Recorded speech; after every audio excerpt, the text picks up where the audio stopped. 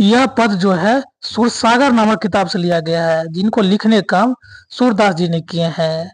इनका जन्म 1478 ईस्वी में हुए और निधन की बात करें तो 1583 ईस्वी में हुए। इनके जो गुरु जी थे ना, महाप्रभु वल्लभाचार्य जी थे, ठीक ना। और सूरदास जी कृष्ण के बहुत बड़े भक्त थे, इसीलिए कृष्ण भक्ति में मगन रहते थे। इनके कुछ प्रमुख कृति सब है, चलिए उनके बारे में हम बात करते हैं। पहला है सूरसागर, दूसरा है साहित्य लहरी और तीसरा है राधा रस केली और चौथा है सुरसावली। इनके जो है ना प्रमुख कृति सब है। चलिए इस चैप्टर को अब आगे स्टार्ट करते हैं। यह पाठ वात्सल्य रस का है। माँ और बच्चे के बीच में जो प्रेम होता है उसी को वात्सल्य रस कहते हैं। चलिए इसको स्टार्ट करते हैं।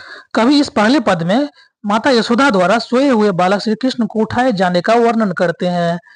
चलिए देखते हैं पहला पद। वह कहती है कि जगिए ब्रजराज कुमल कवल कुसुम फूले, कुमुद वृंद संकुचित भय भृंग लता भूले। इस पंक्ति के द्वारा माता यशोदा कहती है कि उठ जाओ श्री कृष्ण, सुबह हो गया है, उठ जाओ। देखो अब तो फूल भी खिल गया है, ठीक ना। और भौरा सब जो है देखो फूल पर मंडराने लगा है, यह सुबह होने का संकेत है, इसीलिए उठ जाओ। आगे पंक्ति में कहती है, तमचुर खगरोड़ सुनहो बोलत बनराई, रामवती गो खरकनी में बछरा हित धाई। इस पंक्ति के माध्यम से कवि कहते हैं, देखो श्री कृष्ण मुर्गा कितना बोल रहा है, पक्षी देखो कितना चें चें कर रहा है, यानी कोलाहल कर रहा है, पेड़ पौधा से आवाज दे रहे हैं। गौशाला में गाय भी देखो अपने बछड़े को दूध पिलाने कितना बोल रहे हैं। यह जो है सुबह होने का परवान है, इसलिए हे श्री कृष्ण आप जग जाइए। चलिए देखते हैं आगे पंक्ति में।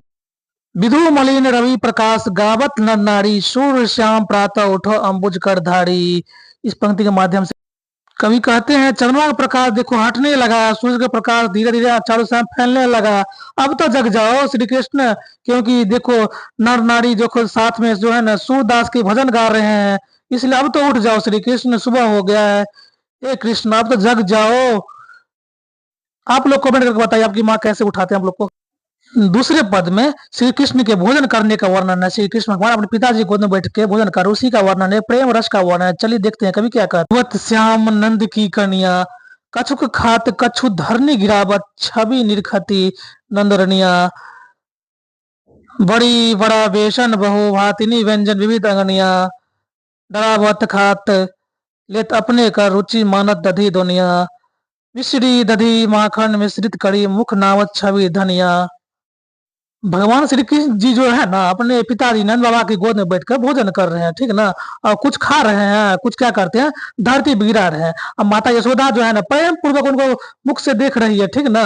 और बेसन के बने अनेक प्रकार के बड़ी बड़ा, ठीक ना, बहुत सारे लड्डू, अनेक प्रकार के व्यंजन आंगन में बन के पड़ा हुआ है, ठीक ना। और उनकी रुचि दोनों में है, ठीक ना, दही में भी है माखन में भी है, लेकिन उनको जो है ना दही में और माखन में अधिक रुचि है, ठीक ना। बालक श्री कृष्ण अपने हाथ में मिला हुआ मिश्रित दही और माखन को अपने मुख में ले रहे हैं। यह दृश्य देखने योग्य है। पंक्ति है, आपुन खात नंद मुख नावत, सो छवि कहत न बनिया, जो रस नंद जसोदा बिलसत, जो नहीं तिहु भुवनिया। भोजन करी नंद अचमन लिनो, मांगत सुर जुठनिया।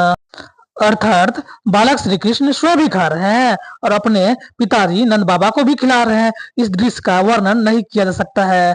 और आगे कहते हैं, इस समय जो खुशी नंद बाबा और माता यशोदा जी को हो रही है ना, वो खुशी तीनों लोक में कहीं भी नहीं है। भोजन कराने के बाद जो है नंद बाबा उल्ला करते हैं। कवि सूरदास बालक श्री कृष्ण का झूठा मानते हैं, ठीक ना, जिसके पाकर वह स्वयं को धन्य समझते हैं। इस प्रकार आप लोग बताइए ये आपको कैसा लगा। अच्छा लगा तो चैनल को सब्सक्राइब करिए और शेयर करिए।